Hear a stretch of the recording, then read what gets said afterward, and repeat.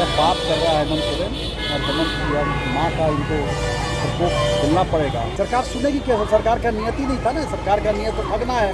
अभी बकाया भुगतान है मानदेय का, वो 6 महीना से केंद्र सरकार की बाकी है, बकाया है। कि हमारी सरकार बनेगी तो इनके मांगों पर हम शांतिपूर्वक विचार करेंगे, इनकी समस्याओं का समाधान करेंगे। हमें कभी तक समझ में नहीं आई कि हमारी टुकड़ों में जो वेतन मानदेय मिलता है वो किस तरह से, कभी राज्य सरकार देती है तो केंद्र सरकार नहीं, कभी केंद्र सरकार देती है राज्य सरकार नहीं। आज तक वेतनमान की छोड़िए, इनको तो बता रही थी कि इनको अभी मानदेय भी नहीं मिल रहा। राज्य सरकार के वादा खिलाफी के विरोध में सोमवार को आंगनबाड़ी सेविका और सहायिका ने अपनी सरकारीकरण सहित 8 सूत्री मांगों को लेकर न केवल अनिश्चितकालीन हड़ताल शुरू कर दी, बल्कि रणधीरबना चौक पर सड़क जाम करके रोषपूर्ण प्रदर्शन किया। उन्होंने सरकार पर आरोप लगाया कि सरकार उनके साथ अन्याय करना बंद करे। एक तो उन्हें न्याय संगत मानदेय नहीं दे रही है, ऊपर से उन्हें कार्य मुक्त लिखा जाता है। उन्होंने सरकार को सेवानिवृत्त लिखने में भी शर्म आती है। उन्होंने कहा कि कोई भी सरकारी योजना 2-4 साल की होती है।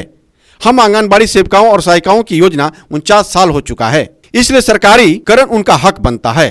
साथ ही उन्होंने अल्टीमेटम देते हुए कहा कि सरकार उनके साथ जानवर की तरह व्यवहार करना बंद करे, नहीं तो आर पार की लड़ाई होगी।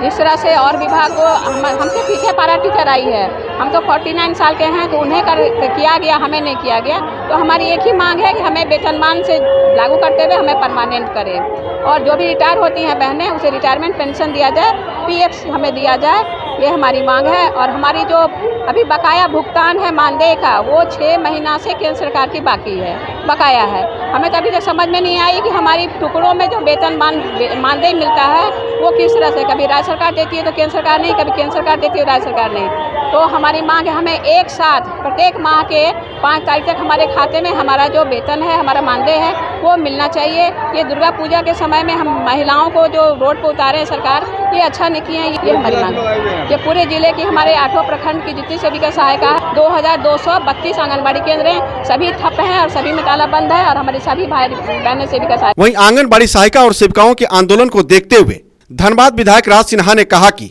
विधानसभा चुनाव के दौर में हेमंत सरकार मतदाताओं को खैरात बांटने के बजाय गरीब सेवकाओं और सहायिकाओं को उनका हक देते थे। इनके साथ हम हैं, इनके संघर्ष के साथ हैं, हमारी पूरी पार्टी इनके साथ है, और हम लोगों ने कहा भी है कि हमारी सरकार बनेगी तो इनके मांगों पर हम शांतिपूर्वक विचार करेंगे, इनकी समस्याओं का समाधान करेंगे।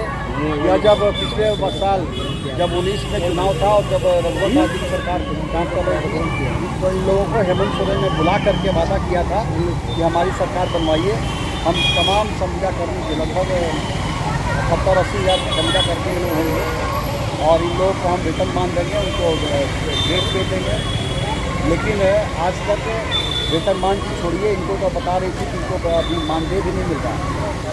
तो इसलिए ये अपने आप को ठगी महसूस कर रहे हैं। जो जिनको आज नवरात्रि में कितने लोग नवरात्रि के व्रत में हैं, आज हम एक तरफ जब नारी शक्ति की पूजा करते हैं, माँ दुर्गा की पूजा करते हैं, उस समय यह महिला बहनी हमारी धूप में सड़कों पर बैठी है।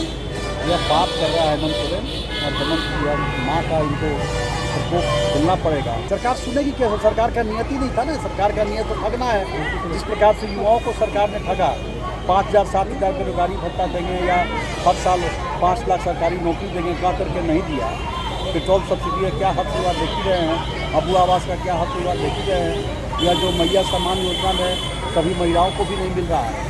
तो ये तो सारे सभी वर्ग को। जिस तरह से सहायिका और सेविकाओं का अपने हक की लड़ाई को लेते हुए सड़क जाम किया, अब देखना यह होगा कि यह सड़क जाम आगे चलकर क्या रंग लाता है। धनबाद से कुलंचल लाइव के लिए अनिल पांडे की रिपोर्ट।